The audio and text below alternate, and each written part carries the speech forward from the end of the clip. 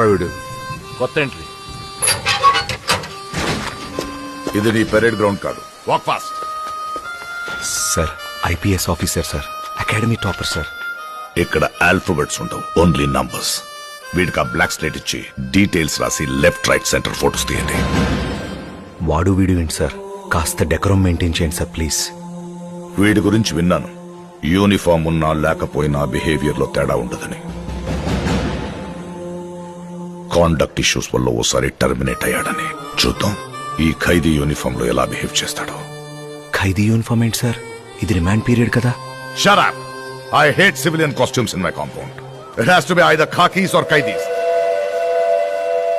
వీడు బట్టలు ఉడదీసి medical test కు పంపించండి.